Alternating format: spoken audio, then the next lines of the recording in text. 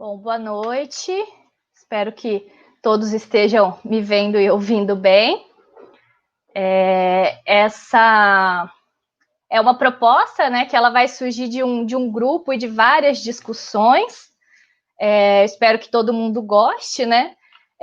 Bom, inicialmente as discussões elas começaram lá ano passado no Congresso Brasileiro de Geografia Física Aplicada em Fortaleza. Eu e o Fábio discutimos um pouco, né, de como a pedologia ela está sendo enfraquecida, ela está enfraquecida na geografia e que, enfim, o quanto é importante fortalecer ela, né, e, enfim, quais ações que a gente poderia tomar para fortalecer, e a gente foi, enfim, permaneceu discutindo.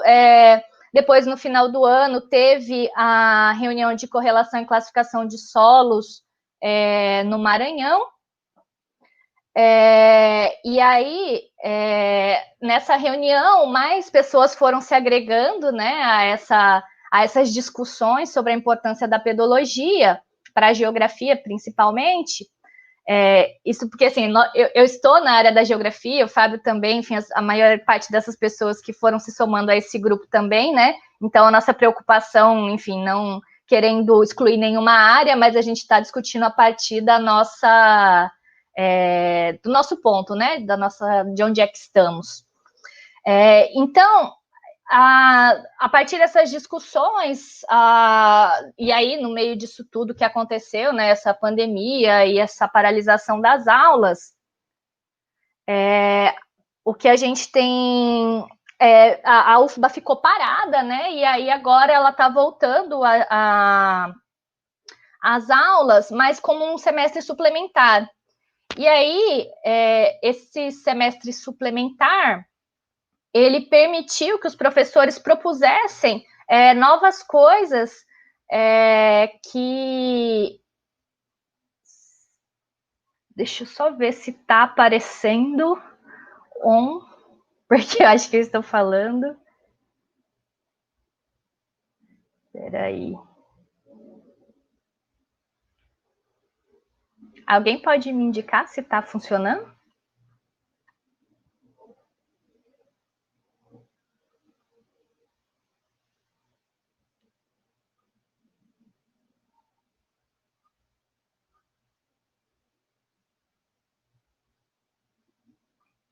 Eu acho que só deve estar no Facebook.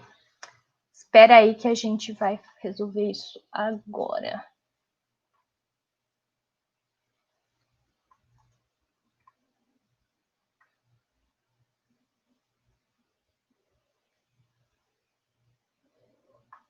Eu acho que só um minuto que a gente vai ter que jogar lá no link do chat. Deve ter dado algum probleminha na veiculação.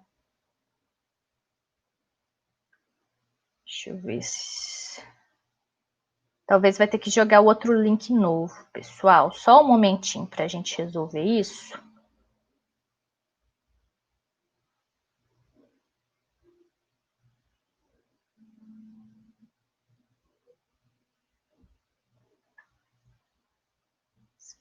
Espera aí.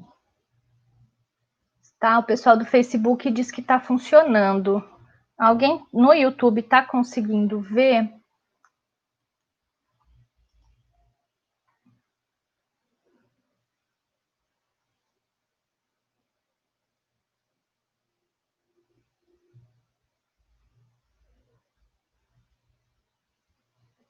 Opa, tá, aqui tá funcionando. Só compartilhar esse daqui.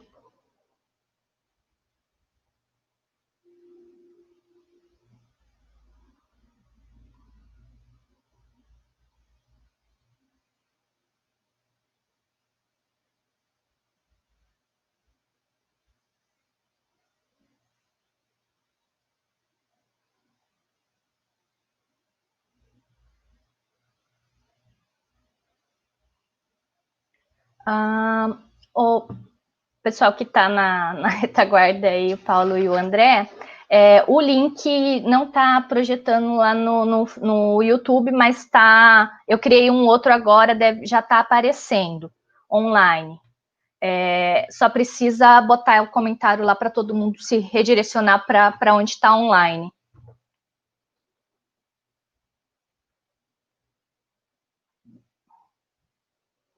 Vocês podem confirmar se está certo.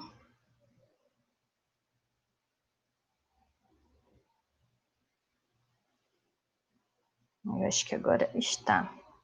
Bom, voltando então, desculpa quem já ouviu, mas enfim, vamos retornar então do começo. Bom, então, essa proposta, Paulo e André, se vocês puderem ajudar a divulgar isso nos outros canais também, para que todo mundo receba esse novo link, por favor. Bom, então, essa proposta, ela nasce, então, de uma angústia nossa em fortalecer a pedologia na geografia, né, e de uma série de discussões que iniciaram comigo e com o Fábio, lá no Congresso Brasileiro de Geografia Física Aplicada, em Fortaleza, no ano passado. E a gente, enfim, continuou discutindo, né? Foi em julho do ano passado o congresso. E no final do ano teve a reunião brasileira, a reunião de correlação e classificação dos solos, né? RCC, promovida aí pela Sociedade Brasileira de Ciência do Solo. E discutindo com mais colegas aí, a gente foi, enfim, incorporando e criando mais ideias, né, de alternativas aí para que a gente pudesse, então, fortalecer a pedologia na geografia. E aí, a partir, então, da possibilidade desse semestre suplementar, essa possibilidade que a UFBA abriu para que os professores pudessem propor outras atividades que não fossem exatamente o que está na grade curricular, né, as disciplinas obrigatórias, que a gente pudesse, enfim, de fato, propor coisas diferentes devido à situação do momento. Então, a partir disso, discutindo, então, com os colegas, a gente resolveu propor essa atividade, né, Trajetórias dos Solos à Paisagem, que o Fábio vai também falar um pouquinho daqui a pouco. Mas, então, eu queria agradecer aqui a UFBA, né, por permitir, então, que essa palestra, que essa série de conversas, de discussões possa acontecer, né, ao programa de pós-graduação em Geografia, a graduação em Geografia também, as duas da UFBA, né, e também aos parceiros, né, a Adriana Costa, da UFMG, Caroline Del Pulpo, do IFE Ouro Preto, Francisco Ladeira, da Unicamp, a Márcia Calegari, da UniOeste, Sheila Furquim, da Unifesp, e Valdomiro Souza Júnior, da UFRPR. Então, essas são pessoas que ajudaram, né, a pensar um pouco essa estrutura e quem poderia estar conversando com a gente, enfim, eles também vão apresentar em algum momento, né? Então, a ideia é que que essas apresentações elas ocorram toda quarta, às 7 horas, até a segunda semana de dezembro. Então, nós teremos bastante coisa, falaremos bastante de solo e paisagem. E, além disso, também quero agradecer a todo mundo que está ajudando na organização e na divulgação, né, os integrantes do Colapso, daqui da UFBA, do LabPad, lá da Unicamp, que tem dado um apoio. E também ao André Barreiros, da USP, e Paulo Zangali, aqui da UFBA, que também estão aí ajudando a gente nessa parte mais operacional. E aí eu quero convidar o Fábio, então, que também está junto aí desde o começo na proposta, para falar um pouquinho sobre ela.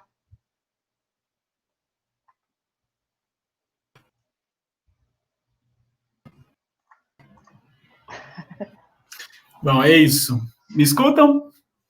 Bom, boa noite a todos e todas. É um prazer enorme, né, a gente se reunir aqui para esse projeto. Como a Grace destacou, né, o nosso objetivo é principalmente traçar um panorama, né, começar a iniciar os primeiros passos aí de um diagnóstico de como as relações solo-paisagem têm sido estudadas aqui no Brasil, quem são as pessoas que têm se dedicado a essa temática, que trabalhos têm sido desenvolvidos, né, e em face disso a gente, né, dá os primeiros passos para ampliar esse debate, ampliar as discussões em torno da temática e fortalecer aí a pedologia dentro da geografia, né? Esse é uma das nossas buscas.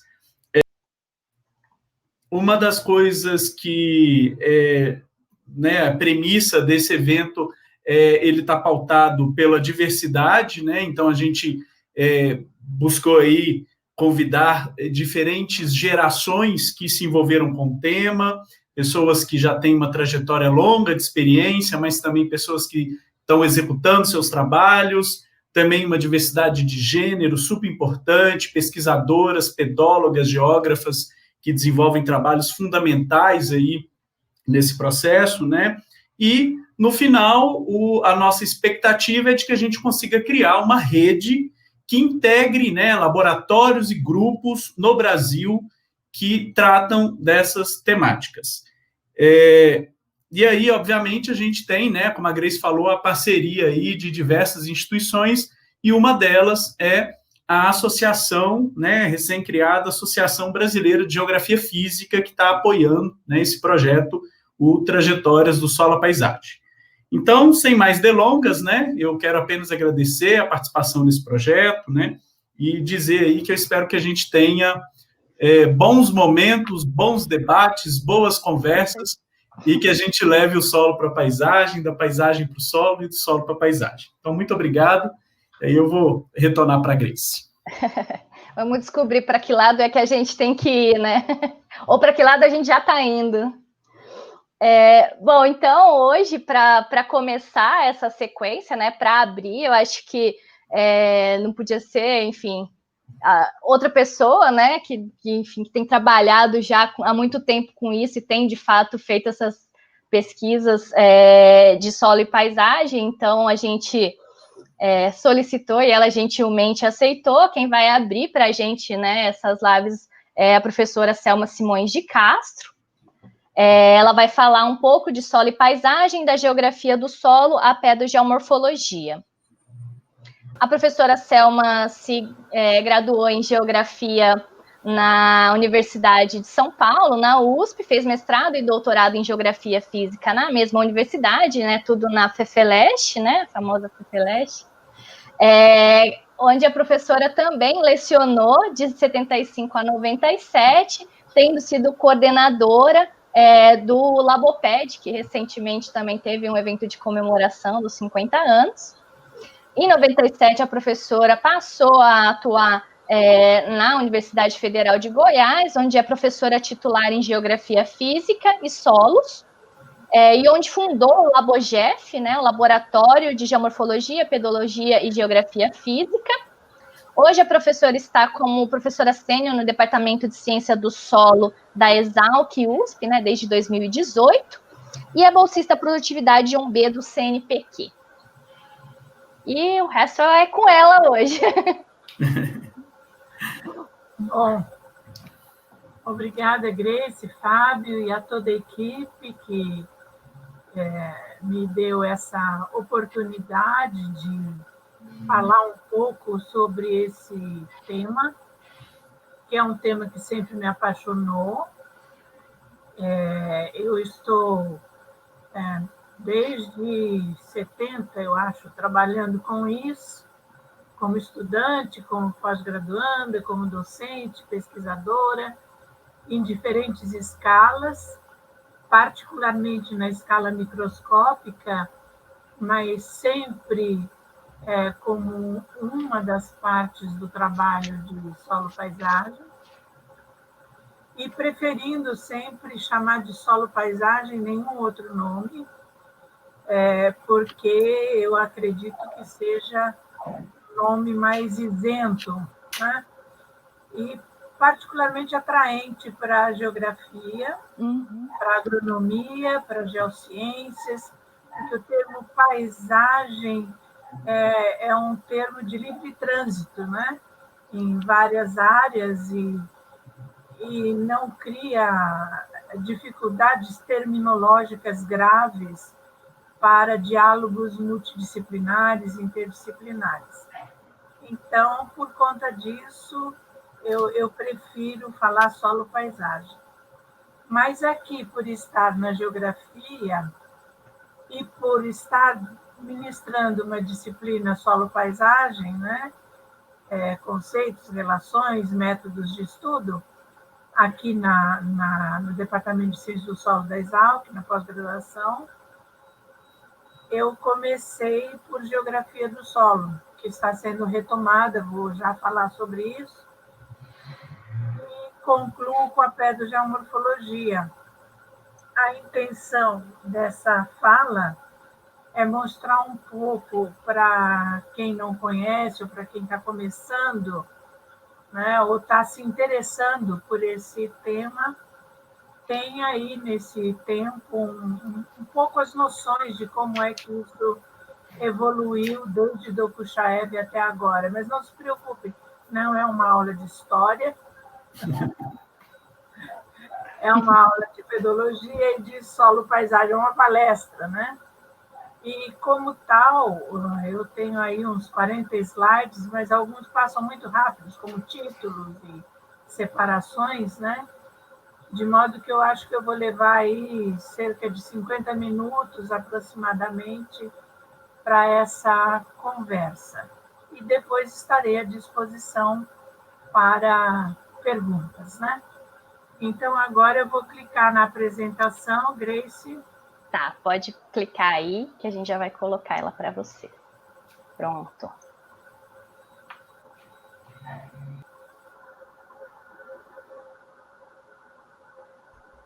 Pode seguir, professora, já está na tela.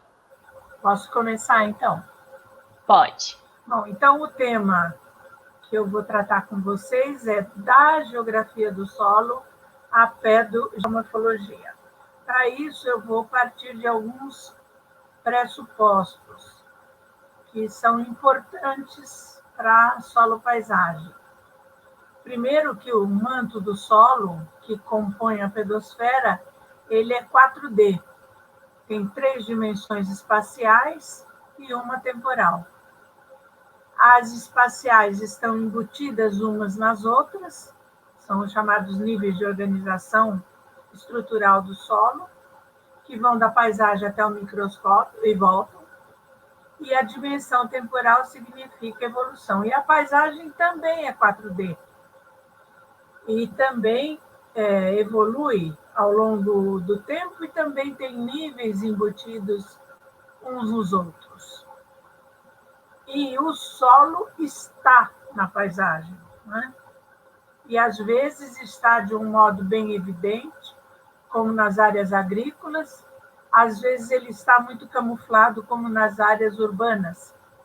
Mas, de qualquer maneira, seja como fator de produção, seja como mero suporte, o solo está presente na paisagem, qualquer que seja o tipo de paisagem. Entrando no solo, a parte interna dele é organizada. E para alguns autores, essa organização é chamada de corpo do solo, composto de vários pédons.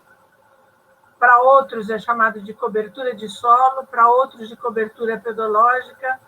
O fato é que essa organização é feita em horizontes de solo, tal como Dokuchaev propôs, lá no século XIX, e esses horizontes estão superpostos e justapostos na paisagem.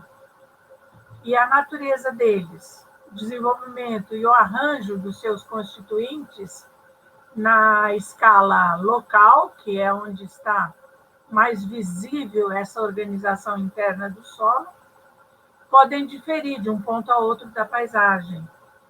E isso é resultante dos processos de alteração, da pedogênese, que no nível local estão condicionados, sobretudo, pelo material de origem do solo, a fonte, e pelo relevo, especialmente a topografia do relevo, que é a geoforma.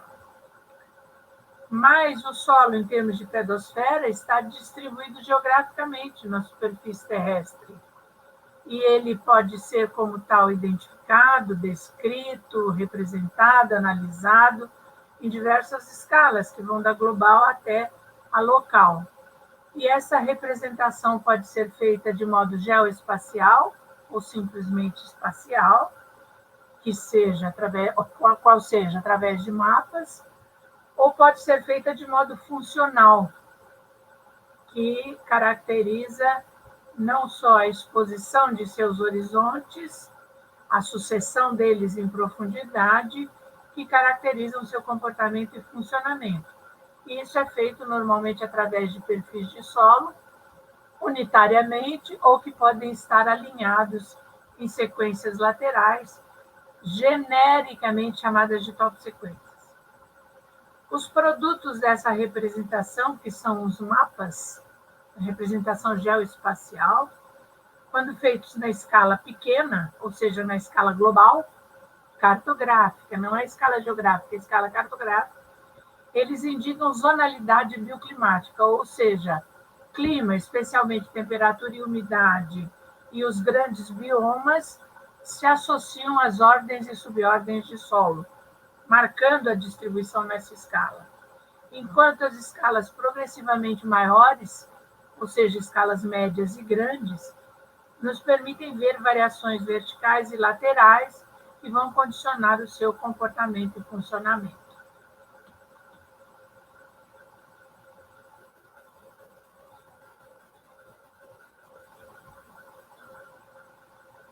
Os pressupostos da paisagem que nos interessam para entender solo-paisagem é que a paisagem também tem fisionomia, assim como o solo tem cobertura estruturada em horizontes e top sequências, etc., a paisagem também tem uma fisionomia e é considerada a fisionomia do espaço dito geográfico, que é composta de uma série de conjuntos de formas naturais integradas visíveis ao alcance da vista humana.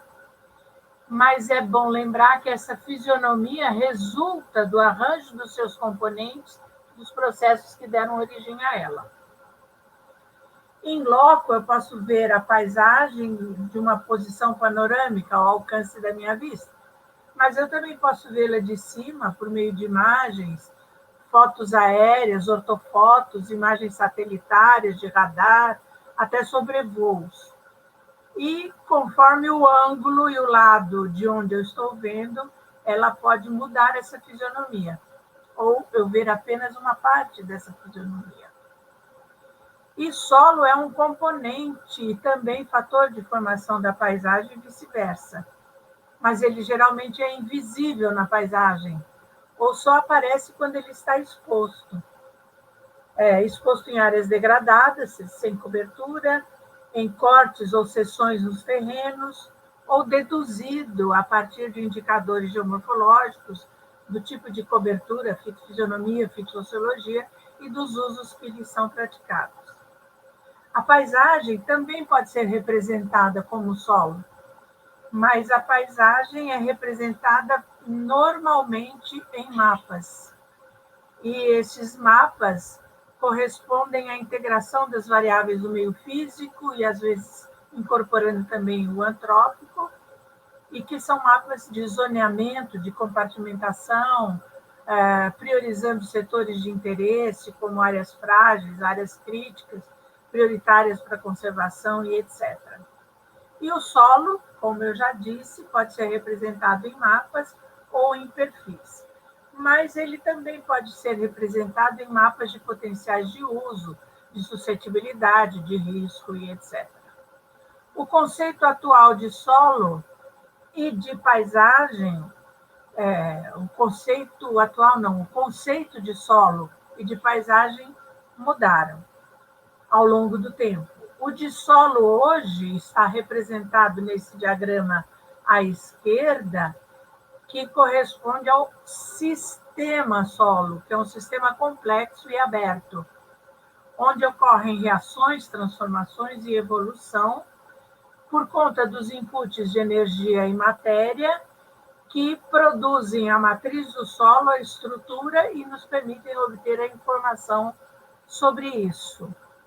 E quando ocorrem essas reações, transformações e evolução, nós temos resíduos do que era o seu material original e temos fluxos de energia e matéria, ou seja, o solo está em movimento o tempo inteiro, né?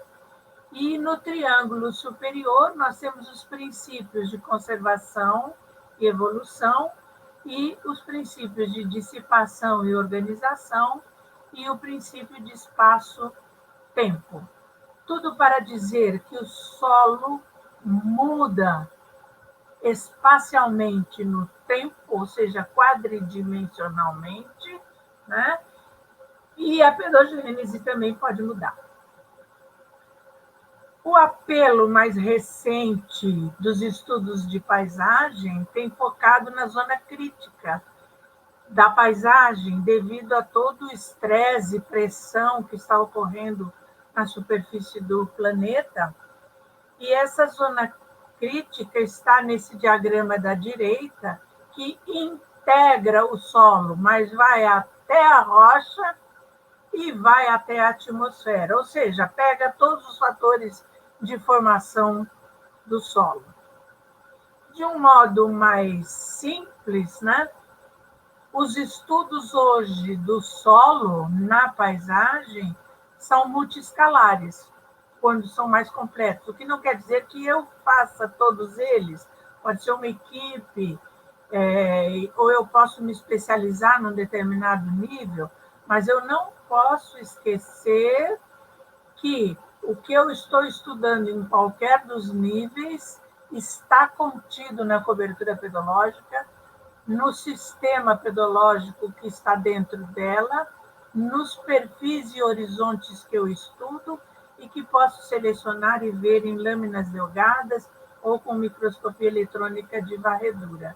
São níveis estruturais embutidos e multiescalares simultaneamente contidos na paisagem. Ou seja, quando eu estou no nível da paisagem, eu estou tratando de uma associação de perfis de solo, para alguns de péduns. As escalas que eu estou tratando nesse nível são megascópicas, que as unidades de medida são quilômetro e hectômetro, né? E as observações são diretas.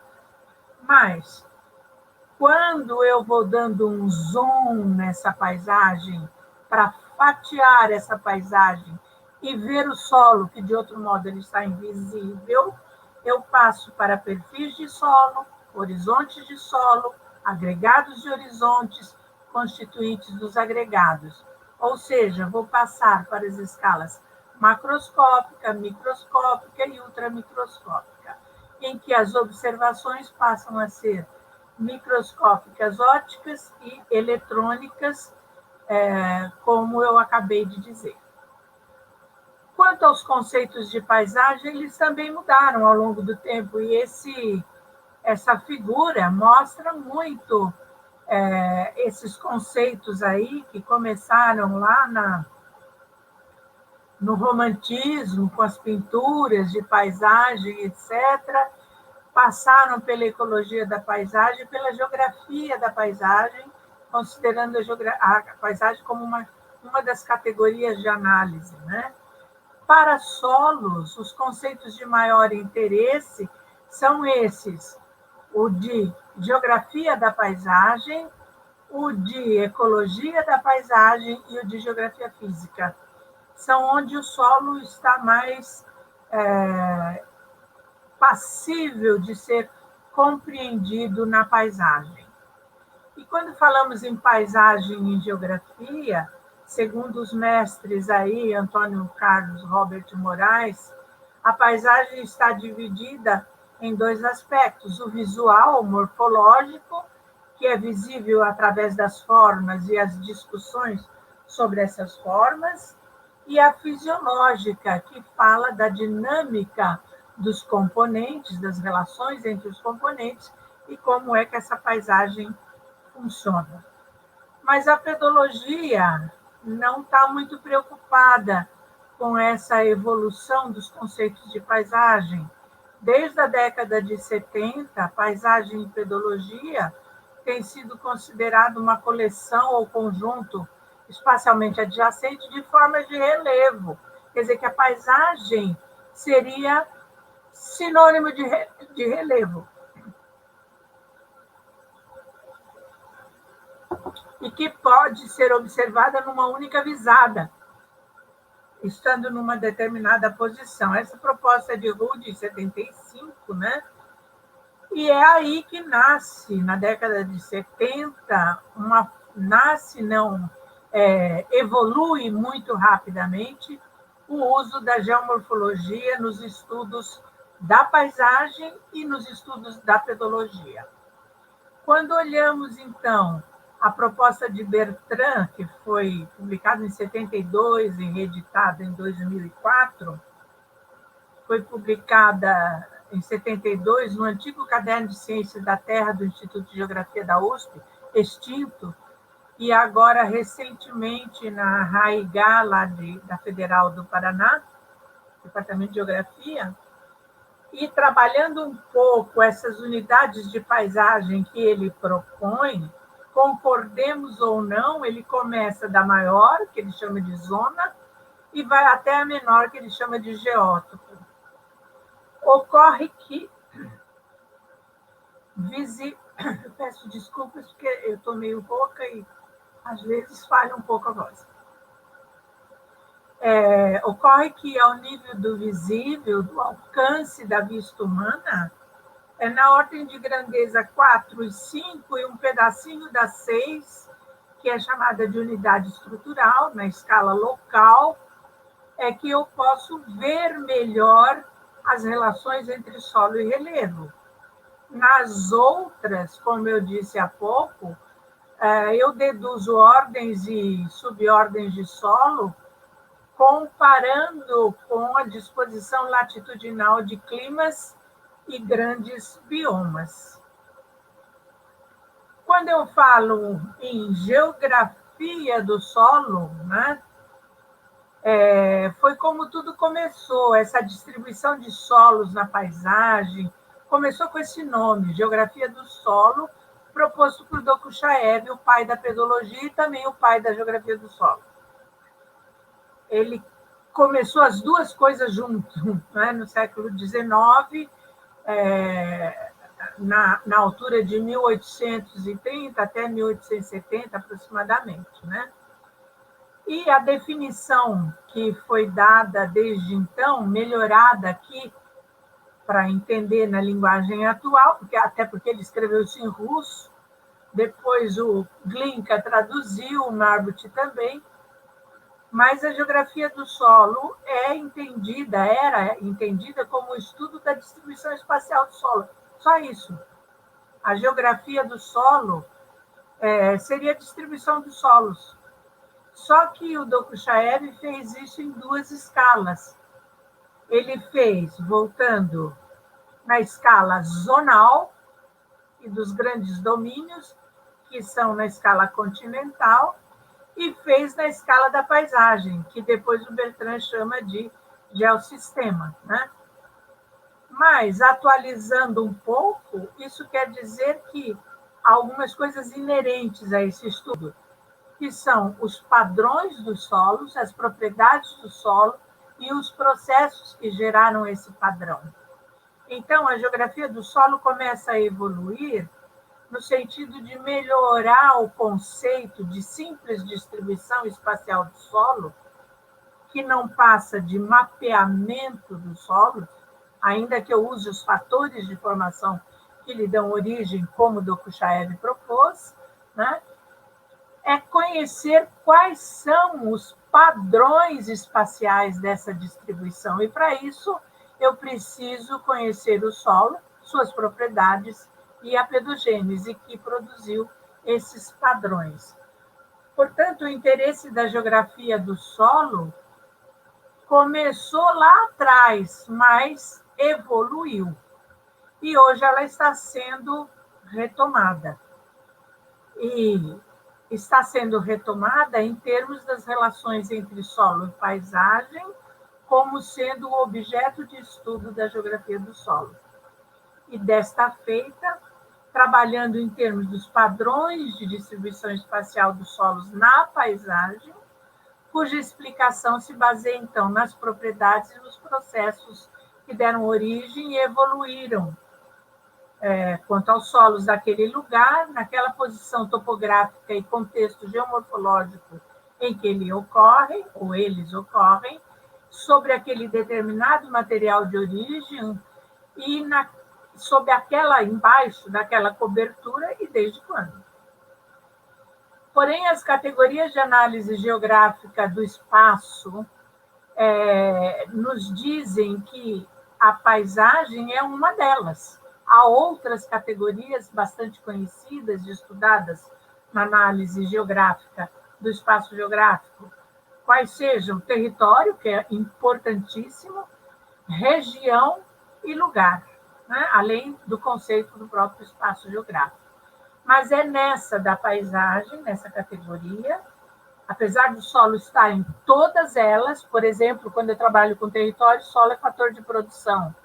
Quando eu trabalho com lugar, normalmente a percepção. Quando eu trabalho com região, normalmente polarização dada por frentes pioneiras, etc., que avançaram sobre o espaço e mudaram esse espaço, as relações no espaço, né? Então, o solo está em todas, mas é na paisagem que a pedologia trabalha com mais conforto e especialmente com a geomorfologia, ou seja, com o objeto de estudo da geomorfologia, que é o relevo nas suas diferentes formas. Tradicionalmente chamada de topografia, e em geomorfologia, bem recentemente, chamada de geoforma.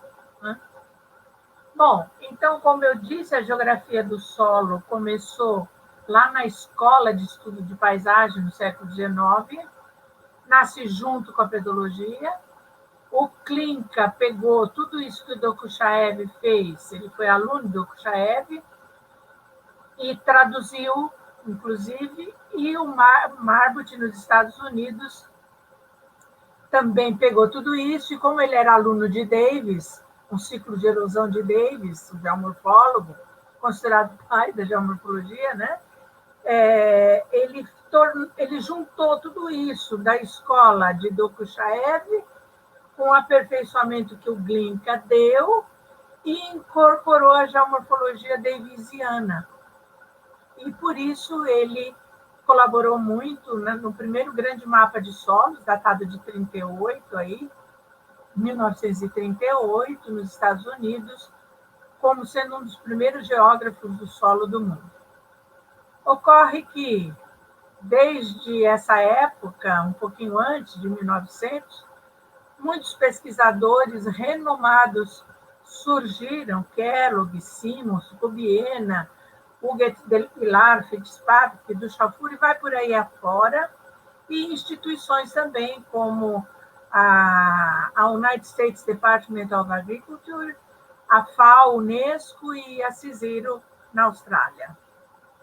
O que o Glinka fez? Ele pegou 3 fatores de pedogênese da escala local para classificar os solos. Então, ele pegou o clima, mas pegou a variável umidade, pegou a vegetação e pegou o material de origem. E o Marbut, como eu disse, defendeu muito o estreitamento com a geomorfologia. Ele é o responsável por esse estreitamento com a geomorfologia. Ocorre que vários cientistas e organizações internacionais foram realizando muitas pesquisas, a taxonomia de solo foi evoluindo muito e sempre incorporando o ponto de vista geográfico, né? Então, as taxonomias, a grande parte delas, tem um componente geográfico para alguns dos modelos de solo mais influentes que são usados pelos cientistas modernos, né? Até o ponto que, segundo o Rodrigo Comino e colaboradores, fica difícil distinguir como separar a ciência do solo da geografia, especialmente da geografia do solo. Bom, nessa evolução, as escalas cartográficas também foram mudando para mapeamento de solo ao longo do tempo. Apesar dos primeiros mapas aí surgirem lá por volta de 1400, etc., né? Na verdade, o grande salto se dá aí a partir de 1800, né? E o grande refinamento de escalas de 1900 a 2000, de modo que as escalas cartográficas médias e grandes, large scale, medium scale, small scale, foram as mais difundidas aí na linha do tempo da geografia do solo. Mas, como era de se esperar, a pequena escala, ou seja, global, mundial, enfatiza clima e vegetação, temperatura, umidade e biomas. A média escala, que é muito agradável para a geologia, enfatiza as litologias como material de origem. E a grande escala, preferida pela geomorfologia, enfatiza a topografia, que considera, então, declive, geoformas, desnível e comprimentos de vertentes para a geotecnia, comprimento de rampa. Na escala zonal, então, se nós compararmos o mapa de solos com o mapa de climas, nós vamos ver que há uma distribuição latitudinal, enquanto que na escala local não. Não existe essa zonalidade dada pela escala global, mas nós podemos entender as grandes ordens e subordens de solo nessa escala, e na escala local, relevo e substrato, que vai pegar aí grupos, subgrupos, séries e até famílias. Bom, hoje, a geografia do solo, segundo o Rodrigo Comino, publicado aí recentemente em 2018, né, pode ser entendida nesse diagrama composto aí, em que eu tenho uma parte superior que é muito praticada pela pedologia, que é a identificação do solo, a sua classificação e seu mapeamento.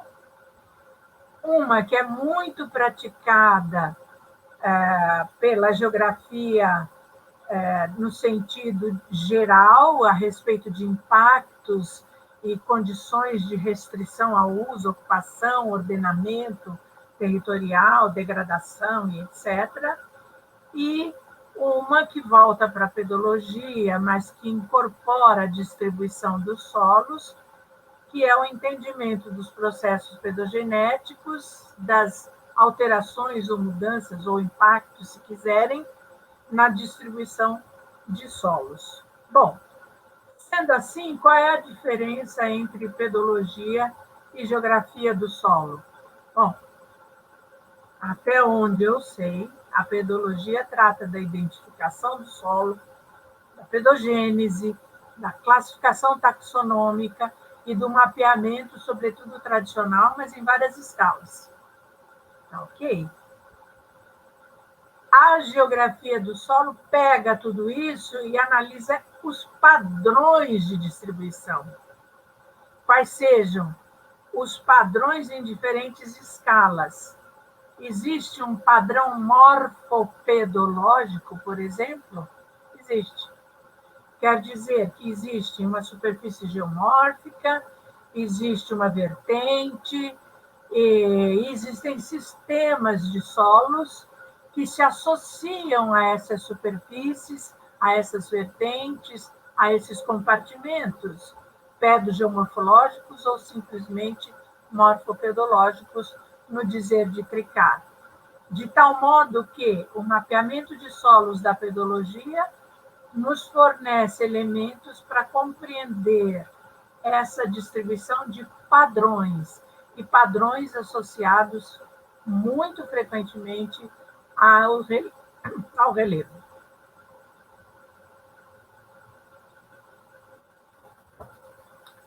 Portanto, pedologia e geografia do solo são complementares, mas o enquadramento da geografia do solo como ramo da pedologia, como foi proposto lá nos anos 70, e pelo Dokuchaev, no início de tudo, ela não é inteiramente aceita, e há mesmo pesquisadores que defendem a geografia do solo como uma ciência autônoma.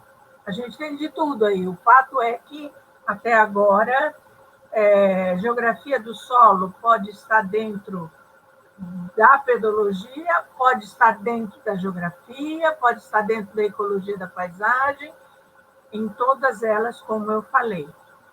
Esse diagrama do Miller e colaboradores aí de 2019, acabou de ser publicado, mostra aí a posição em que se encontra a geografia como um todo, não a geografia física, nada disso, é geografia. E a ciência do solo, também não fala pedologia, agora se fala em ciência do solo. E do cruzamento das duas aparece o ambiente natural, as relações espaciais e as saídas sociais, suscetibilidades, riscos ao uso, ocupação, potencial de impacto, sejam eles quais forem, erosão, assoreamento, perda de fertilidade, de matéria orgânica, e vai por aí afora. Mas quando olhamos a geografia e a ciência do solo, vemos chaves no andar intermediário que ligam aí, por exemplo, ciência do solo intimamente ligada à agricultura, à química, à física, à biologia e ao tratamento matemático de tudo isso. Enquanto a geografia não está ligada à agricultura, nesse esquema do Miller, em termos de vinculações mais importantes. E estaria, então, na química, física, biologia, matemática, e incluiria as ciências sociais e até mesmo o jornalismo científico, né?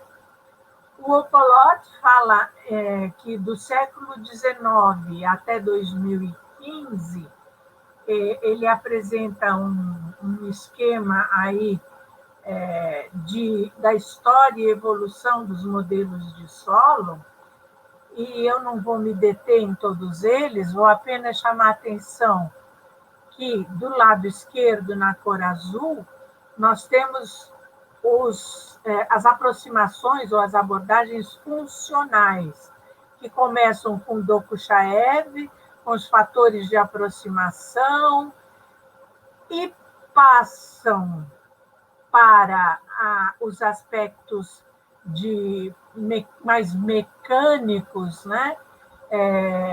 Mais ligados à produção e etc., água, relação com a geomorfologia e etc., balanços de energia e matéria, e fluxos de matéria, né? E a modelagem e vários softwares aí, programas de integração, solo, água e etc., como sendo, então, o que está caracterizando a história da evolução dos modelos de solo hoje. Isso tudo, evidentemente, facilitado, conforme o Miller diz, pela toda a evolução que vem desde Dokuchaev, em 83, 87, até agora, 2018, que é a evolução da informática, dos satélites, imagens satelitárias, de modelagem, e aí por diante. Esse esquema aí do Vandermeja e colaboradores em 2018 mostra a importância dos fluxos, que são caracterizados por fluxos hídricos, que carregam material em solução e em suspensão. Às vezes os dois juntos, às vezes mais um do que o outro, às vezes só um ou só o outro. E à esquerda, vocês veem os processos pedogenéticos, os processos geomórficos, e à direita, os processos cíclicos, né, hidrológicos. E ao centro, vocês veem os fluxos todos e as ligações que as propriedades do solo têm com os processos pedogenéticos, com os processos geomórficos, que caracterizam textura, matéria orgânica, profundidade ou espessura do solo, que se traduzem em estrutura, em determinados potenciais, e vai por aí afora, né?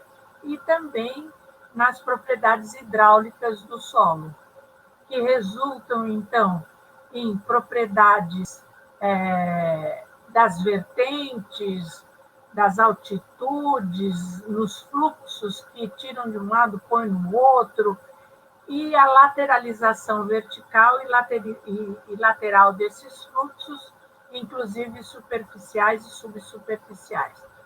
Ora, esse diagrama todo aí, complexo, mostra facilmente em 1, 2, 3, 4, que são os números que estão aí, que eu tenho processos que são lentos, que são cumulativos e que são cíclicos.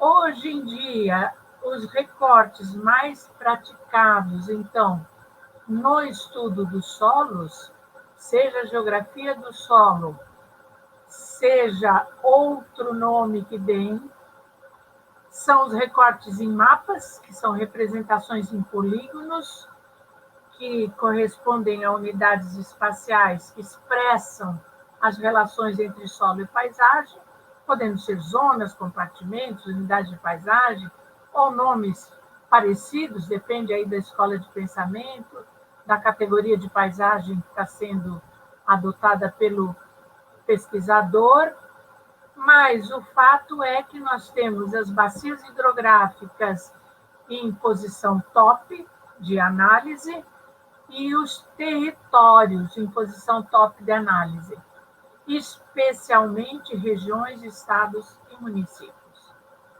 E o segundo tipo de recorte são as seções longitudinais, que são perfis de solo em contínuo. Na verdade, não são perfis de solo em contínuo, mas horizontes em contínuo. Perfil de solo é um corte arbitrário que nós humanos fazemos. Ele não existe na natureza. O que existe é horizonte.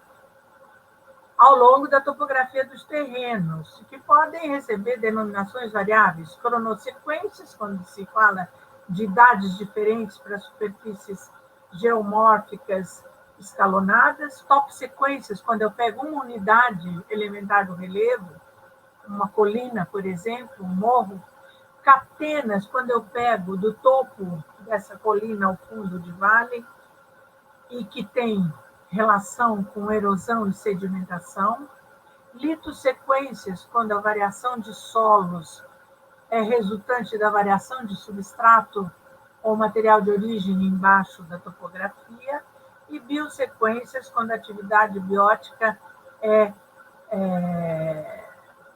o motor de mudanças, especialmente de horizonte alto.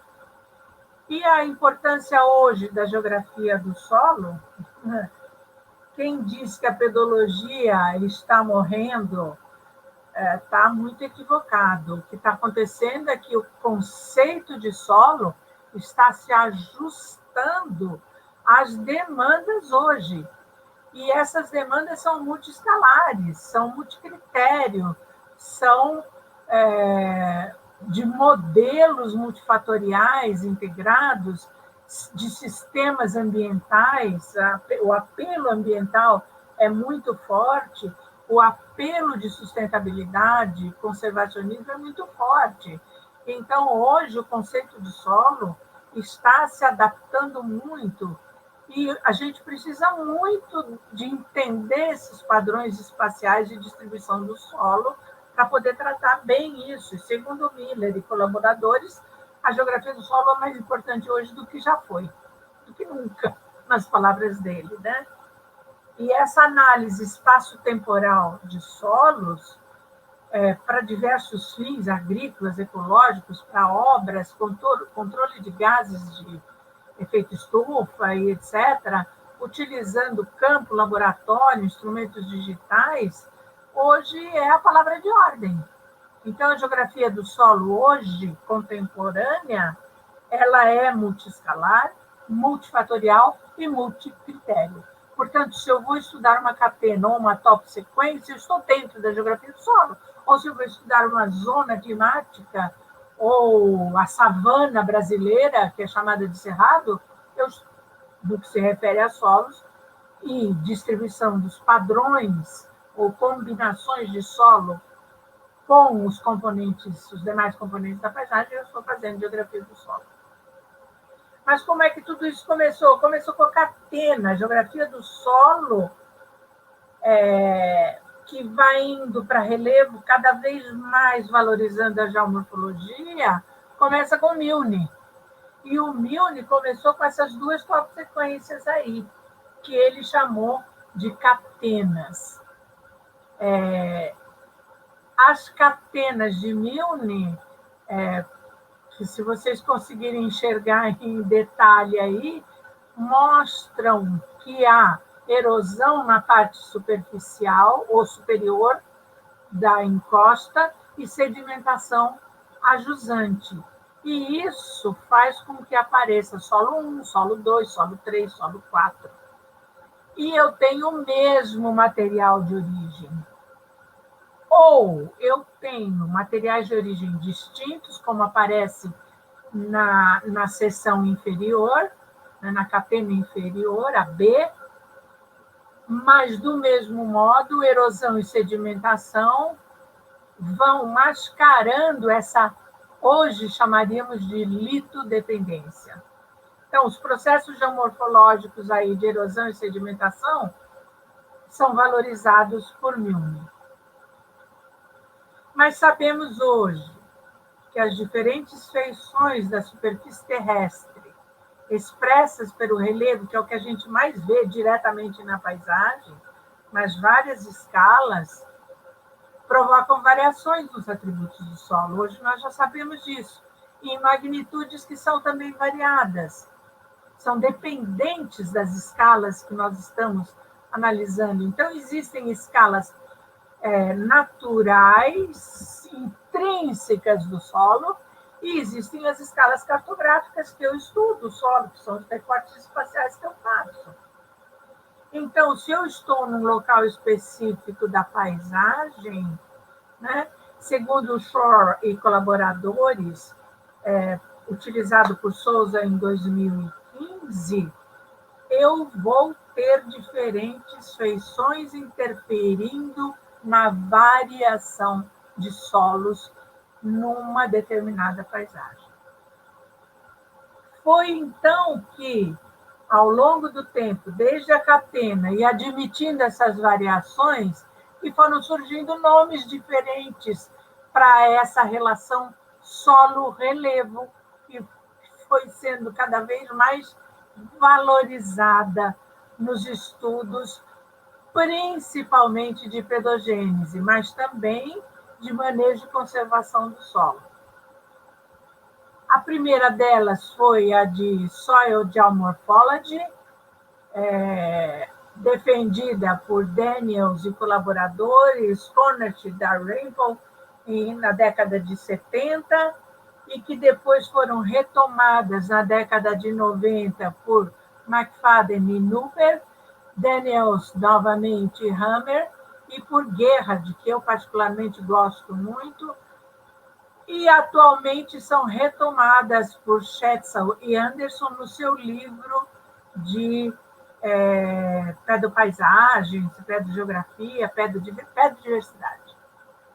O outro nome, na escola americana também, Birkeland, Richards, e também lá na Europa com Jongerius na década de 80, então de 74 em diante até 99, preferiram não chamar de Soil Geomorphology, mas Soil and Geomorphology, ou solo e geomorfologia, por causa das diferentes escalas, né?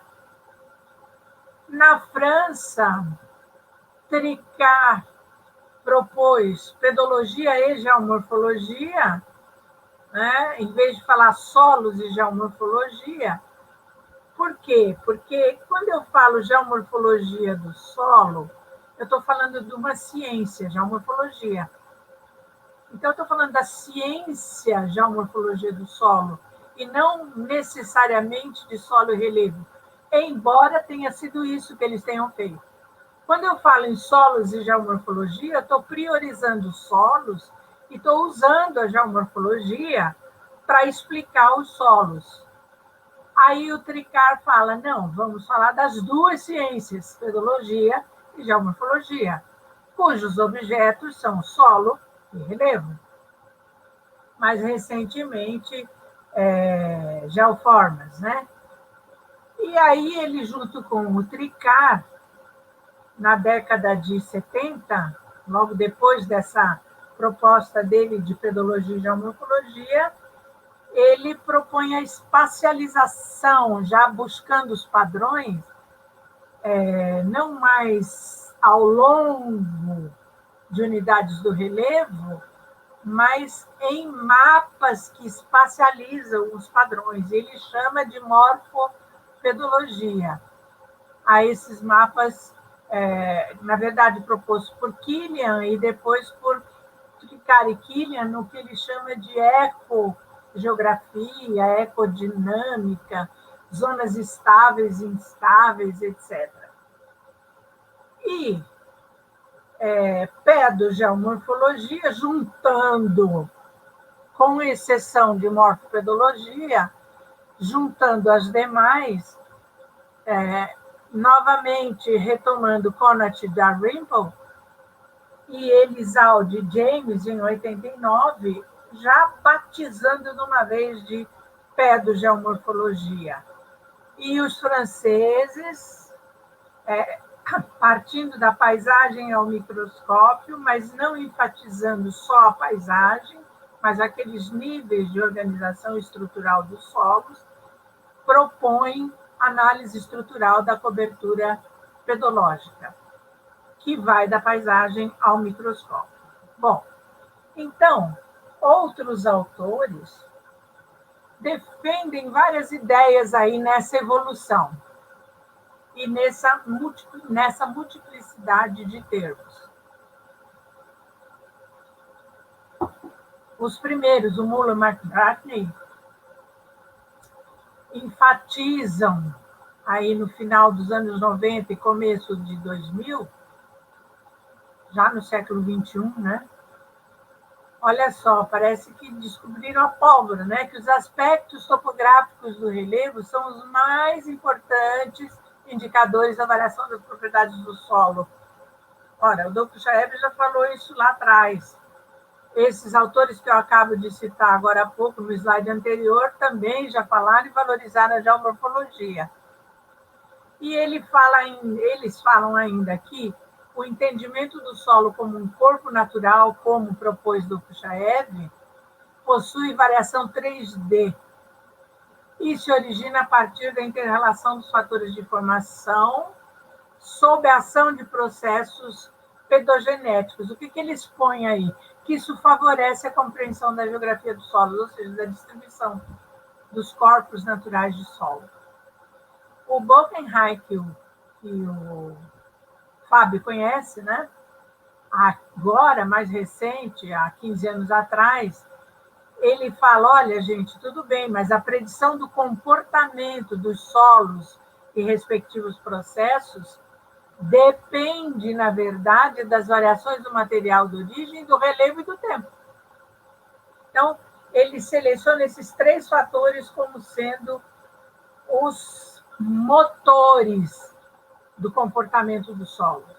O Junghammer, em 2000, defendem a ideia de que as relações solo e relevo são melhores compreendidas para o entendimento dos diferentes corpos de solo na paisagem. O Jurandir Ross, nosso colega aqui da USP, em 2010, ele fala que a compreensão da relação entre solo e relevo é fundamental para o entendimento da estrutura, do funcionamento e da evolução da paisagem. Ele diz que é um princípio básico para compreender a distribuição espacial dos sistemas de solo, sistemas pedológicos, como ele chamou, nas unidades de paisagem. Ou seja, toda vez que eu delimito uma paisagem, os sistemas de solo que tem lá dentro são mais bem compreendidos se eu entender esse princípio básico da relação entre solo e relevo. E o Teramoto, um aluno do Pablo aqui, foi aluno do Pablo aqui na Exalc, e que junto com o Pablo, eles observaram que a variabilidade de atributos químicos e físicos dos solos na camada aí de 60 a 80 centímetros é influenciada principalmente pela natureza química e física do substrato geológico, enquanto os morfológicos do solo, principalmente pelo relevo. Gente do céu, olha quanta azeitona nessa empada, né? Muita coisa, né? Mas o que se consagrou de tudo isso? Se consagrou a soil geomorphology, ou seja, a geomorfologia do solo. E, para uma parte dos autores, a pedogeomorfologia. Embora haja convergências sobre essa consagração da solo geomorfologia, ou geomorfologia do solo, embora haja convergências, ainda não há consenso, né? O Gerhard diz que a geomorfologia do solo é uma avaliação das relações genéticas entre solos e formas do relevo. O Birkeland diz que o estudo dos solos e seu uso, que a geomorfologia do solo é entendida como uso dos solos, é entendida como estudo dos solos e seu uso na avaliação da evolução da forma do relevo, da idade, estabilidade, da superfície, processos e climas passados.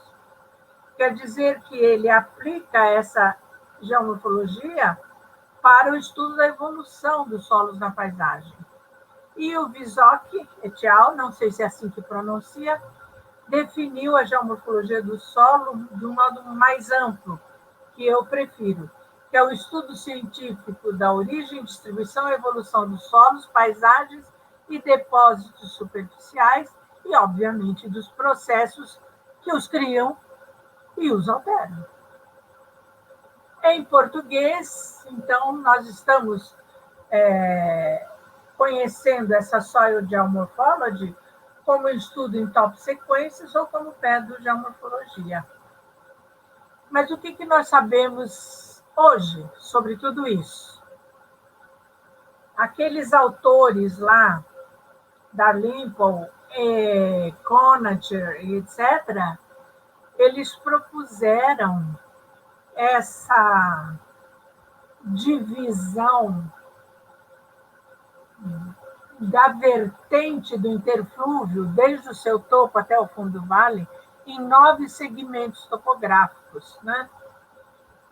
Numerados aí de 1 a 9, que o Igor Lepsch traduziu para topo ou interflúvio, declive de infiltração, declive convexo, escarpa, talude de transporte, talude do canal fluvial, fundo do canal fluvial. Mas é bom lembrar que isso aí só foi possível graças às ideias de Milne. Mas isso marcou e marca ainda até hoje os estudos de solos, né? E por que marca? Porque eu esqueci de falar o 6, que é o sopeco aluvial, e o 7, que é o aluvial. E o 8, que é o talude do canal, e o fundo do canal 9. Bom, voltando então, cada segmento desses tem um tipo de solo. E há um limite, que é esse tracejado aí, que é um limite de solo, que é interrompido aí na altura do número 4, que é da escarpa, onde eu tenho afloramento de rocha, não tenho solo. Quando eu tenho afloramento de rocha? Vai depender do declive aí. No caso, é uma escarpa com afloramento, não tem solo. Mas o tracejado em 1, 2, 3 limita o contato do solo com material de origem, e do 5 ao início do 7, tem 2 níveis aí que nós estamos marcando. Por quê? Porque eu tenho um sopeco aluvial e tenho uma contribuição aluvial. Então, o limite de solo aí segue com interrogação, é duplo e etc. Mas, no topo, nível 1, eu tenho um processo pedogenético profundo, uma pedogênese profunda, em que predomina a infiltração vertical. A percolação vertical, melhor dizendo. No nível 2 e 3 já começa uma percolação lateral e a diminuição da vertical. Na escarpa, eu tenho só circulação lateral e superficial, porque se é afloramento de rocha. No caso do talude de transporte e aí por diante, eu vou ter o quê? Eu vou ter movimento de creeping no 3, movimentos de massa no 4, transportes laterais do material no 5, depósitos coluviais no 6 e depósitos aluviais no 7. No 8, eu tenho a margem fluvial, portanto, eu tenho erosão das barrancas, né, fluviais, e no 9 eu tenho o transporte de tudo que consegue chegar nesse canal. Bom, esse modelo é seguido até hoje, né, incluindo o processo que cada posição condiciona. Aí um trabalho pioneiro aí do Igor Lepsch, colaboradores da década de 70, que usa essas ideias, né? Ele estuda paisagem maior, né? Então, ele identifica rupturas de relevo no bloco diagrama que mostram variações na geologia e na topografia por conta da dissecação desse relevo. E ele faz 2 cortes, um longitudinal desse bloco diagrama e um transversal aí desse fundo de vale, né? Em que ele vai, então, identificando a formação Bauru, os depósitos pós-cretácicos aí arenosos, né? E os depósitos coluviais recentes aí nessa legenda. Quem se interessar tem as publicações recentes no Soil Science Society American Journal. Bom, o que nós aprendemos de tudo isso? Ora, hoje em dia, o Rubira e colaboradores sistematizaram tudo isso e colocaram no bloco da esquerda a influência do relevo na formação do solo e na espacialização. E no bloco da direita, a síntese da influência pedológica na modificação do relevo. Olha que interessante, né? Então, a relação solo-relevo, cada vez mais, nós fomos percebendo que ela é uma relação biunívoca. Biunívoca. Quer dizer, solo interfere na formação do relevo e o relevo interfere na formação do solo. Os processos aí de interferência, no caso do bloco da esquerda, que trata da geomorfologia, estão fortemente ancorados na declividade. Fortemente. E no bloco da direita, que é o bloco da pedologia, estão fortemente ancorados na pedogênese, que interfere na distribuição espacial dos solos, que interfere na morfogênese e vai para diante. O que nós aprendemos com tudo isso? Olha só, o primeiro grande segredo, a primeira grande pegadinha é a mudança de declive. Então, se eu tangenciar a minha unidade de relevo do topo ao fundo de vale, né, eu passo uma tangente no topo, de repente, deixa de ser tangente. Forma-se um ângulo entre essa reta e a curvatura da vertente. Ora, isso é suficiente para que o solo 1 desapareça e apareça o solo 2. Às vezes, restos do solo 1 ficam lá embaixo do solo 2. Novamente, eu passo uma tangente. E, novamente, num determinado ponto, forma-se um ângulo entre essa reta da tangente e a curvatura do terreno. Do mesmo modo, surge um solo 3. E lá embaixo surge um solo 4 quando esse fenômeno se repete. Então, uma das dicas muito interessantes para a gente trabalhar com a pedogeomorfologia, com a geografia do solo, ou com a Soil Geomorphology, como quiserem, é fazer um mapa de declividade da paisagem que eu estou trabalhando e marcar essas rupturas de declive e associá-las à mudança de solo. Posso nem saber que solo que é, mas que eu posso apostar que vai ter mudança de solo, não tem dúvida. Qual é o segundo grande segredo? É que se essa curvatura aqui, ó, mudar, aqui ela está convexa retilínea, né? Convexo retilínea. Se ela mudar para convexa retilínea côncava, ou for inteiramente côncava, ou convexo côncava, ou côncavo convexa, mudou a curvatura, muda a geoforma. Mudando a geoforma, mudam os fluxos. Mudando os fluxos, muda a pedogênese. Então, não é só um problema de declividade, é também um problema de forma. E para detectar a forma, fazer o mapa das curvaturas é importante. E uma terceira grande pegadinha, né? É fazer a descoberta do que tem embaixo. E descobrir se esses horizontes do solo que tem aí embaixo são concordantes ou discordantes, se eu tenho erosão e sedimentação, como disse o Milne lá na catena dele, ou se eu tenho transformações laterais de um solo e outro, se isso tudo concorda com a vertente atual, ou se tem momentos de truncamentos. Bom, aí eu mato a charada da evolução.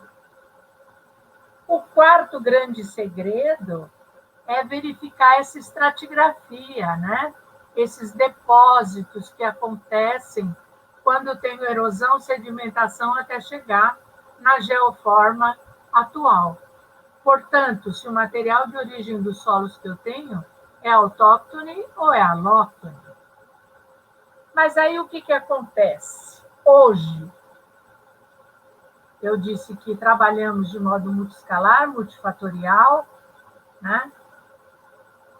De modo geoespacial e de modo seccionado, em seções verticais ou seções horizontais, longitudinais. Juntando tudo isso, o que eu tenho aí? No bloco diagrama de Ruelan e Dosso, de 93, republicado em 2006, aí nós temos a paisagem, que é o que eu vejo.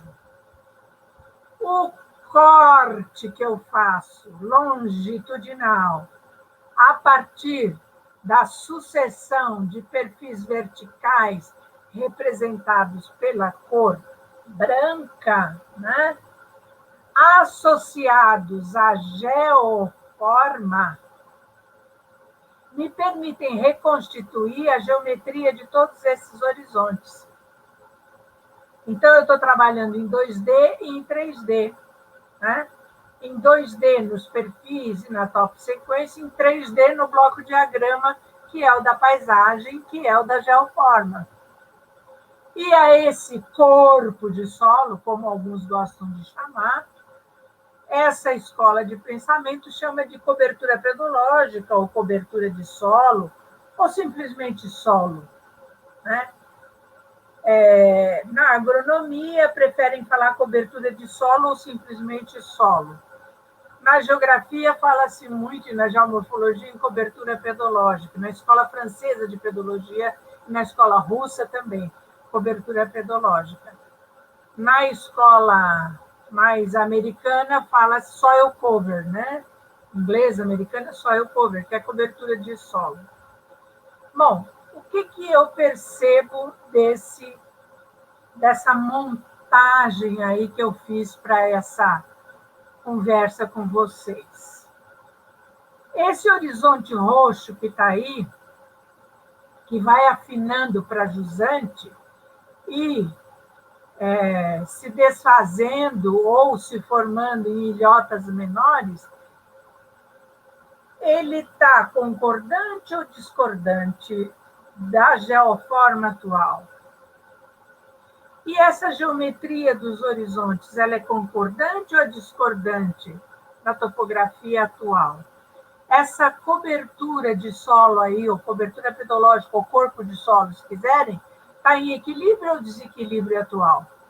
Essa é uma compartimentação morfopedológica, que é o quinto grande segredo, quando eu passo da paisagem e junto tudo até chegar no microscópio. Então, a pedogeomorfologia, hoje, ela expressa relações entre solo e relevo ao longo da topografia, mas ela não prescinde da paisagem, ela não prescinde da sucessão de horizontes e da análise da geometria desses horizontes.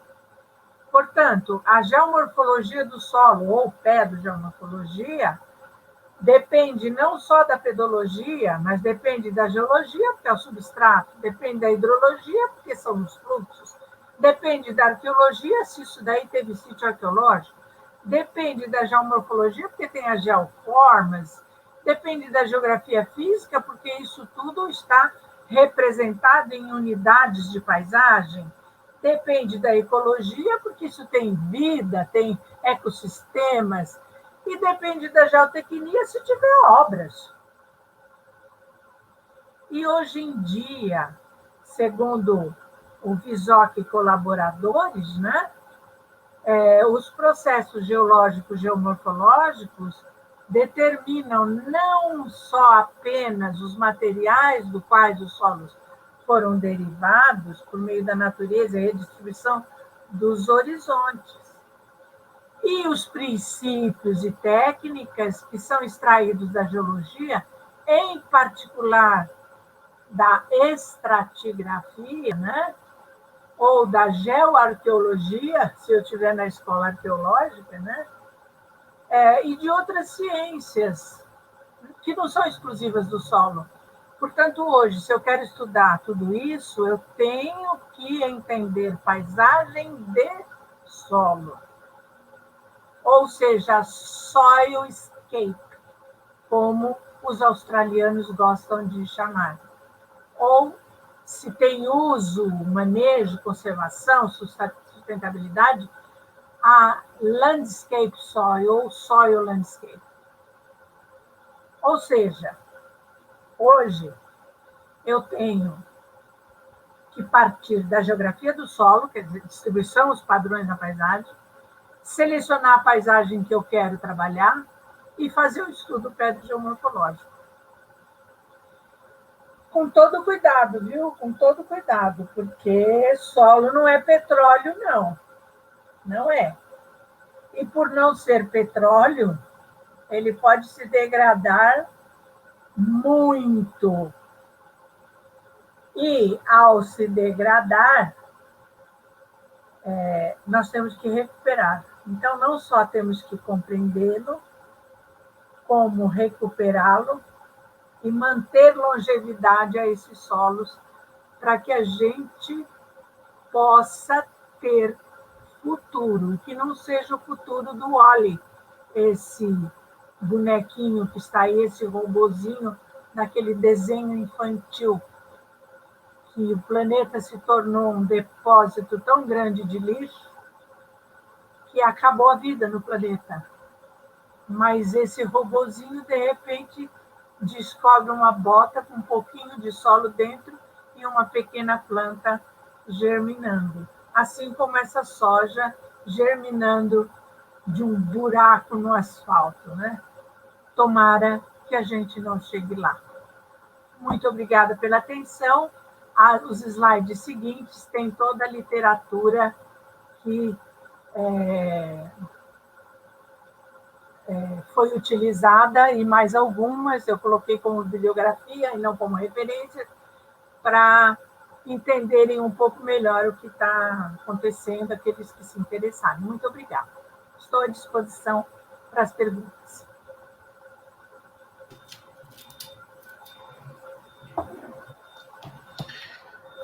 Bom, Selma, quem agradece somos nós. muitos comentários ali de pessoas extremamente felizes em te ouvir, te reencontrar dessa forma, né? Muitas pessoas dizendo, ai, que bom poder reaprender com a Selma.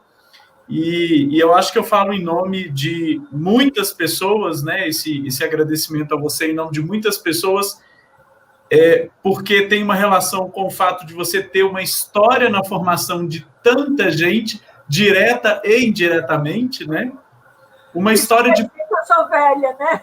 Nada, muito pelo contrário. Madura.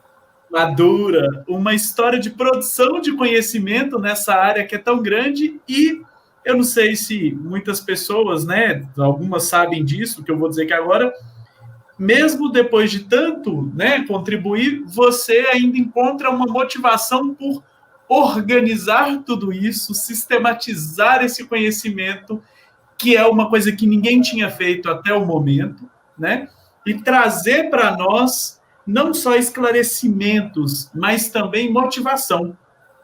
E eu acho que isso justifica o fato de você ser a pessoa, né, como a Grace disse, mais indicada para fazer a abertura aqui para a gente desse movimento, né? Passou um gatinho aí agora, né? Gracinha. A Selma também é apaixonada por gatinhos, né, gente? Não sei se você sabia. A Lola. A Lola acabou de passar. Selma, nós separamos 3 questões para também não ficar delongando, né? E a gente sabe que amanhã você tem que dar aula, inclusive. São 3 perguntas que foram surgindo aqui, né? A primeira delas é do Pedro Freitas, da Embrapa Solos, no Rio de Janeiro, e ele pergunta o seguinte para você. Professora Selma, eu estou vendo a pergunta aqui na tela. Você está vendo aí? A paisagem se confunde na literatura internacional com o conceito de land ou terrain. Ela se confunde, no meu entendimento, até onde eu sei, com land, né? Terrain é mais terreno. Aqui no Brasil, a gente tem uma visão confusa entre solo e terra. Bom, a FAO é muito clara quanto a isso, né? Terra compreende solo e tudo mais. Afloramento, corpos líquidos, é terra com T minúsculo, porque com T maiúsculo é o planeta. Então, a FAO deixa muito claro, se as pessoas não seguem a FAO, aí fica confuso mesmo, né? Eu sigo. Então, para mim, quando eu falo terra, eu estou me referindo a solo, água, cobertura, uso, tudo que tiver lá. Land. Perfeito, perfeito. Eu vou pedir para os meninos projetarem a próxima pergunta, do Norberto. Vou lendo ela enquanto isso. Alberto Noronha, ele pergunta... Eu estou lendo aqui, por isso que eu estou rindo. Não estou rindo de você, não, Norberto. Eu estou rindo porque essa pergunta, se podemos usar os termos topolitossequência ou biocronossequência, eu vou fazer um comentário sobre cada uma, tá? Topolitossequência, eu acho muito difícil de existir, mas pode ser que uma litossequência, que, por definição, significa mudança lateral, sucessão lateral de solos, devido à mudança no substrato, embaixo de cada solo, e topossequência, no entendimento mais fiel, significa um sistema de transformação vertical ou lateral de solos, por consequência do relevo ou da topografia, eu acho que não é adequado, mas é a minha opinião. Há colegas que falam que quando a litossequência já está evoluindo para um controle do relevo, aí pode-se falar em topolitossequência. Quanto à biocronossequência, A cronossequência, por definição, é uma sucessão de superfícies geomórficas que tem o mesmo sistema de solos em estágios e idades diferentes de evolução. Ou seja, a superfície geomórfica mais alta tem a pedogênese mais evoluída e o sistema pedológico avançou até literalmente o seu estado ótimo. As superfícies geomórficas escalonadas, que vão sendo cada vez mais baixas até chegar no nível de base atual, vamos supor, tem superfície 1, 2 e 3, a 2 está no estágio intermediário, a 3 no estágio inicial. Mas, por definição, o sistema de solos que tem em cada uma das superfícies é o mesmo, só a idade e o grau de desenvolvimento é que é diferente. Quem trabalhou muito cronossequência, tem um artigo na Catena muito bom sobre isso, está lá naquelas referências bibliográficas que eu passei no final da apresentação, e quem trabalhou muito isso foi o Roelan, na década de 70, até no livro dele com a Mireille Dossot, que fala sobre a descoberta dos solos, né? Está publicado só em francês, então quem não lê francês tem um pouco mais de dificuldade, deve pedir ajuda aí a alguém que entenda, mas ele representou, inclusive a cores, a cronossequência lá na África, onde ele trabalhou, em que são solos calcários, em que a calcrete está muito desenvolvida na superfície mais alta e mais antiga e está se formando na mais baixa, né? E está no nível intermediário nas superfícies, são 4 no caso dele, tá nas superfícies intermediárias, né? Então, digamos que lá em cima a calcrete já está dura, perfeitamente desenvolvida, e aqui na última a calcrete ainda é muito difusa, muito frágil, consigo desfacelar na mão e tal. Portanto, falar em bio, só concluindo, falar em biocronossequência significaria que em cada uma dessas superfícies eu tenho uma cobertura vegetal condicionada, e uma biota dentro do solo, condicionada pela idade de evolução desse solo, né? Então, é possível falar? Eu acho que pode até ser, desde que eu tenha a cronossequência com o mesmo tipo de pedogênese, só que com idades diferentes e estágios diferentes de evolução. Perfeito. Aí a gente vai colocar uma última pergunta agora, que é a do Danilo, que é uma pergunta que eu tenho certeza que você vai gostar bastante. Geopedology.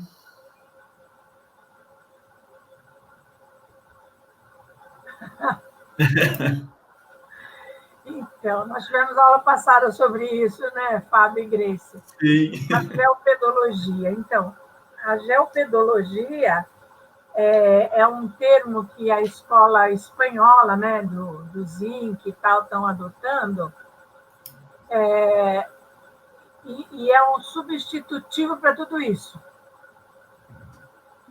É um substitutivo de solo-paisagem, soil geomorphology, soil geology, soil landscape, soilscape, englobaria tudo, né?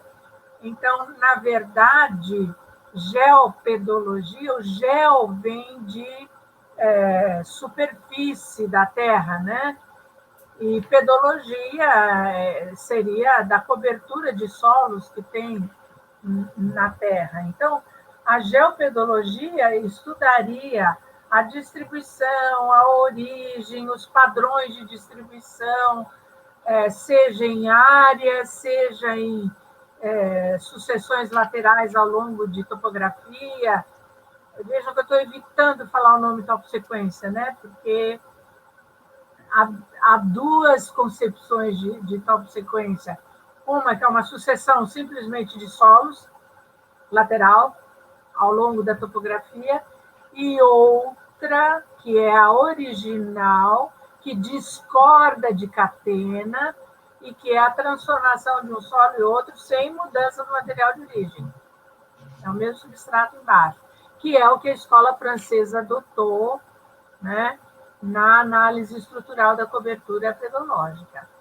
E que Boulay e companhia, Fritz e tudo mais, falam que na toposequência eu posso ter um sistema de transformação vertical, pedológica vertical, e um sistema de transformação pedológica lateral, que é um solo virando em outro por causa dos fluxos de energia e matéria induzidos pela geoforma. Na linguagem de hoje, na deles, pela topografia. Perfeito. Quem sabe geopedologia pega, né? Vamos ver. Eu estou vendo várias perguntas aqui no chat. Grace? A pergunta é se eu posso responder algumas delas. Eu vi uma aqui do Pronasolos. Quem fez foi o André, será? Programa Nacional de Solos disponibilizará informação de solos em escalas adequadas. Podemos contar com a geografia dos solos e pedogeomorfologia nesse grande esforço? Conhecendo a equipe, acho que não. A menos que essa equipe agregue pessoas que trabalham nessa linha de pedogeomorfologia, né? Eu sei que Valdomiro está envolvido, mas tem outras pessoas que não é que criticam, não aceitam, não trabalham muito com isso, né? E a proposta que eu entendi que está publicada é de fazer quadrículas de solos na escala 1/100.000 padrão para todo o país e ainda escalas maiores, 1/50.000, etc., em áreas que são consideradas áreas estratégicas, etc., mas são mapas de solos convencionais, tradicionais, utilizando a classificação brasileira de solos, né? Que está aí na sua terceira aproximação, não é? Que acabou de ser publicada no Congresso Internacional de Solos pela Embrapa. Então, a classificação brasileira de solos, mesmo essa última versão, ela fala um pouco da paisagem dos solos, ela fala um pouco de processos ligados à topografia, ao relevo e tal, mas ela não usa termos geografia de solos, nem usa termos pedogeomorfologia, nem toposequência, nada disso. Não usa. No manual da Embrapa, que foi publicado recentemente, em 2017, que é o manual de análises de solo, o Miguel e eu já introduzimos um capítulo de micromorfologia, e lá a gente dá uns toquezinhos assim.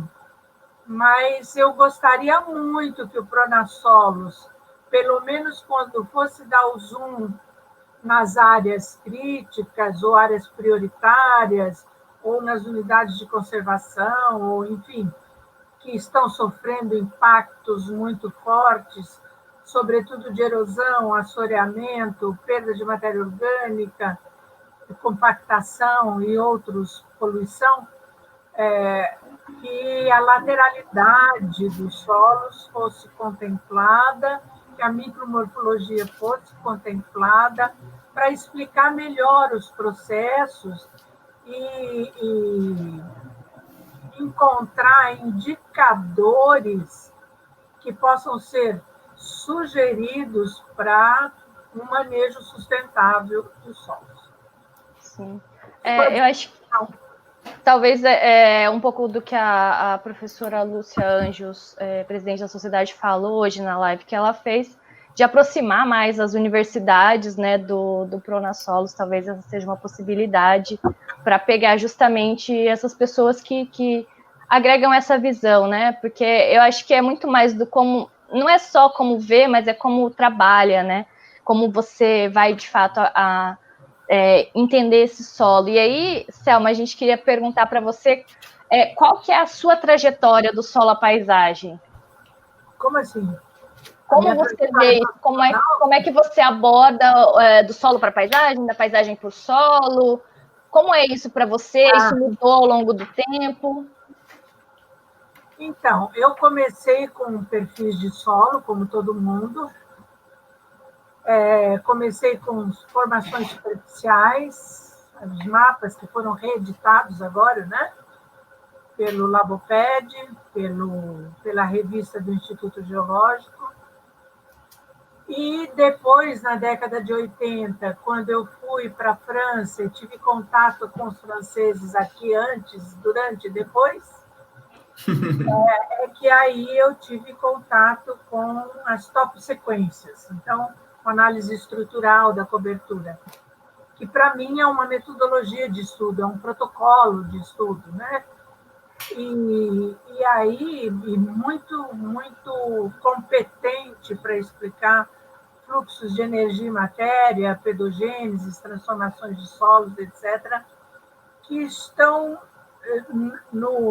se eu tivesse que colocar em algum lugar, eu colocaria no da Pé do Geomorfologia, tá? Então, porque a valorização do relevo é muito forte na análise estrutural, muito forte. A geomorfologia também é muito forte. Então, eu colocaria na Pé do Geomorfologia. Agora, quando eu comecei a trabalhar com a morfopedologia, foi quando eu já estava há algum tempo trabalhando com toposequências e que tomei contato com o trabalho de Bauru, que foi da tese do professor Fernando Ximenes Salomão, do IPT, em que ele fez uma abordagem morfopedológica para a área de Bauru, que ele trabalhou, e detectou os vários compartimentos morfopedológicos, cruzou isso com focos erosivos, com toposequências, para explicar a erosão, por que acontecia a erosão. Eu peguei essa ideia, trouxe para o programa São Pedro, no Laboratório de Pedologia de São Paulo, antes de eu sair de lá. Depois eu levei isso para Goiás e trabalhei lá na área do Araguá e em outras áreas também. E foi aí que foi fechando toda a ideia. Então, hoje, eu parto da morfopedologia e chego na toposequência em função de um problema. Então, se eu quero estudar pedogênese, eu faço a morfopedologia. E qual é a pedogênese que eu quero trabalhar? É a transformação de latossolo em argissolo, como eu trabalhei na minha tese? É a transformação de, sei lá, latossolo vermelho, distroférrico em vermelho-amarelo distrófico? É a transformação de argissolo em planossolo? Enfim, qual é o processo de transformação pedogenética ou de pedogênese que eu quero trabalhar? E aí eu vou selecionar os compartimentos em que isso acontece e vou ver qual é o padrão de geoformas que tem lá dentro. E vendo o padrão de geoformas que tem lá dentro, eu seleciono uma geoforma que seja não ocupada, que esteja o mais conservada possível, para eu pegar o sistema na sua natureza, vamos dizer, no seu tempo zero, ou quase. Né? Ou quase. É difícil ter um tempo zero hoje, em qualquer lugar desse planeta. E aí, o que vai acontecer? Eu vou fazer a pedrogeomorfologia evoluir para sessões de toposequências que eu vou fazer e detectar os sistemas pedológicos que tem lá e coletar amostras, fazer análise, tudo que manda o figurino, né, micromorfologia, para poder detectar qual é o processo pedogenético. Por outro lado, se eu estou com um problema de impactos, erosão, por exemplo, que eu trabalhei bastante, eu vou cruzar, nós vamos ver isso na próxima aula, eu vou cruzar o mapa de focos erosivos com o mapa de compartimentos morfopedológicos e ver em que compartimentos que o número de focos tem maior densidade. Uso o kernel do ArcGIS, por exemplo, para fazer as isodensidades e tudo isso. E aí seleciono o compartimento. E aí é nesse compartimento que eu vou procurar a unidade elementar e proceder, como eu acabo de dizer, para saber por que é que a erosão está rolando mais naquele compartimento. Mas eu tomo cuidado de procurar um compartimento similar sem focos ou com muito poucos para saber qual é a diferença. Não raro, vou dizer para você qual é a resposta. Não raro não está no uso, está no manejo. Impacto. Sim. Então, por exemplo, pastagem extensiva com manejo inadequado do gado e manejo inadequado da pastagem, formando trilheiros, etc., frequentemente é a causa do processo erosivo. Frequentemente. Porque o gado faz trilheiro para beber água, não põe água lá em cima, não põe bebedouro, não põe roda d'água, não põe nada. E aí o gado faz trilheiro compacta, compactou, concentra a água. Concentrou a água, 80% da chuva em verão, com pico nas águas de março, fechando o verão, como está, e estourando a erosão, que normalmente começa nas ravinas e vai aprofundando até interceptar o lençol freático, ou começa lá embaixo já, porque o freático é raso ou aflorante, e remonta a encosta até o divisor. É assim. Um comentário muito rápido. Um comentário muito rápido sobre isso que você acabou de dizer, que é uma coisa que eu acho muito bacana de quem está escutando prestar bastante atenção. Muitas vezes, esses estudos da relação solo-paisagem, para muitas pessoas, eles são tidos como muito teóricos e produtores de conhecimento de ciência básica. Tem muito de aplicado nisso, né? E eu acho que a sua trajetória mostra muito isso. Eu apliquei compartimentação morfológica e toposequências para erosão, para compactação, para remanescentes de cerrado, por causa da fragmentação em ecologia da paisagem, a vertente geográfica da ecologia da paisagem, para ver, olha só que legal, para ver, eu estou com remanescente lá do cerrado, né? Para ver fora, na pastagem ou na soja, ou agora na cana, né? Como é que está o solo, que é o mesmo que tem do remanescente, e fazer o transecto. Às vezes eu não preciso fazer o transecto inteiro, às vezes não preciso fazer a toposequência inteira, posso fazer só um segmento de toposequência para ver dentro e fora do remanescente o que está acontecendo. E aí eu descubro que o efeito de borda no remanescente está degradando completamente o solo, que está ficando cada vez mais parecido com o de fora. E é o mesmo solo. Olha só. Isso aí. Normalmente o horizonte A é a grande vítima. É o primeiro que vai. Né? É a primeira que vai. É a perda de carbono orgânico, é a perda de estrutura do solo, a arenização, a formação de areais. Muito bom. Bom, Selma, a gente só tem a te agradecer, né, por ter aceito esse convite, ter feito essa excelente palestra para a gente, ter aceitado, né, o desafio, estar aqui, tem até esse horário conversando e compartilhando. Horas, quase. Passa, né? compartilhando um pouco desse conhecimento todo. Cansado, né? Porque não, foi ótimo. Passou. Ao contrário, ficaríamos horas e horas. A gente que agradece. Queria te convidar e convidar a todas e todos que ainda estão aqui nos assistindo. A gente vai prosseguir, né, com essas lives até o meio de dezembro, todas as quartas, sempre às 19 horas. Semana que vem a gente vai falar um pouquinho, né, de desvendando o tempo e a paisagem através dos solos. Quem vai falar com a gente vai ser o Francisco Ladeira, da Unicamp, e a Márcia Calegari, da Unioeste. O Francisco vai falar um pouquinho, o Ladeira, né, como ele é mais conhecido, vai falar sobre os paleossolos e paleopaisagens, e a Márcia Calegari vai falar sobre fitólitos, o que eles nos contam sobre as condições ambientais e pedogênese. E aí, enfim, fiquem atentos, nós vamos divulgar aí pelas redes sociais, espero que não dê o problema que deu hoje, acho que a gente vai conseguir solucionar isso, já sabemos como foi, agora fica mais fácil para corrigir. E é isso, muito obrigado. Obrigada, Fábio, também, por ter aceitado aí, né, entrar nessa. Eu que agradeço. E obrigado a todo mundo que está por trás também aí, dando um apoio.